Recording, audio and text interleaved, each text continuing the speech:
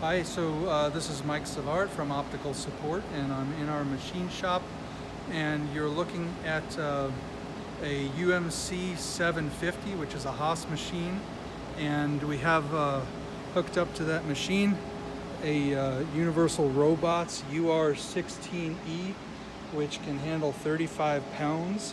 You're looking at an array of parts which we'll be fabricating for a customer. The robot's not currently running with the machine. It'll be synchronized with the machine in a few days, and then it will be doing what's called machine tending, where it will run for 3 shifts, perhaps 22, 23 hours a day, and the 1 or 2 hours a day that it won't be running, the tooling of the machine will be being modified and changed, adding new tools where they need to be, new sharp tools, and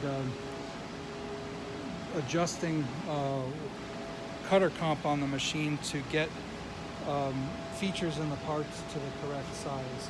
So this is what the typical UMC-750 looks like after a few months of work, and you can see there's a 3-axis spindle and a 2-axis trunnion on the bottom, and this being a 750 can handle 3/4 of a meter part, which is 750 millimeters, which is 30 inches, I believe.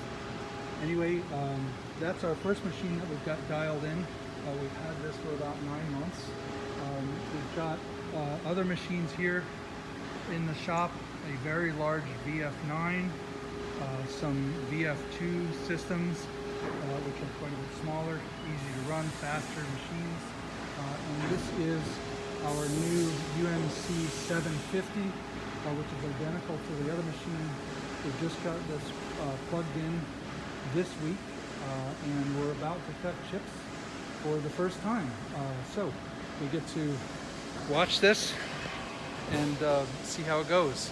This is Kyle Callanan running the machine. He's been with us from very early on in machining, and I think he's starting to get some gray hair, Kyle. Probably. So anyway, this is the machine going to work, cutting the first chips, which is always a little sketchy. You never know how things are going to go. But that's it, the first 10,000 chips right there.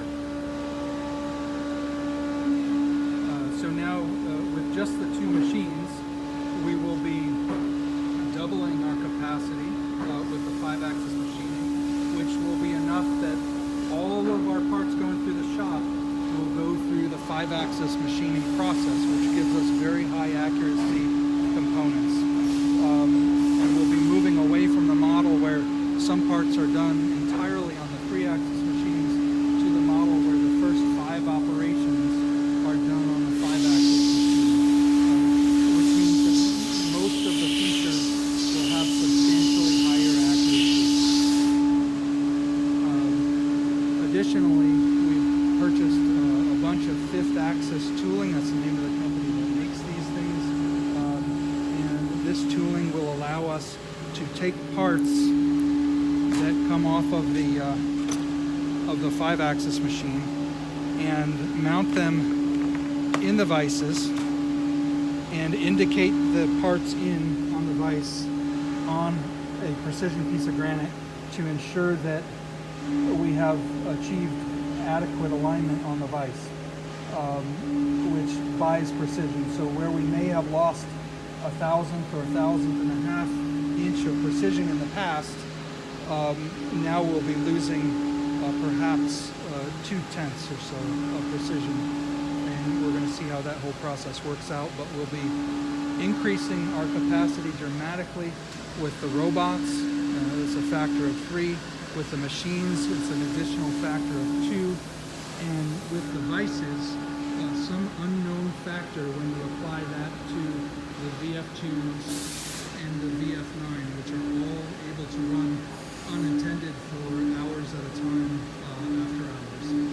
So, just thought that I'd give you that brief presentation.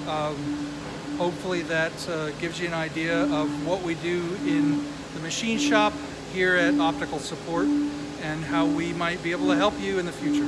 Thanks for watching.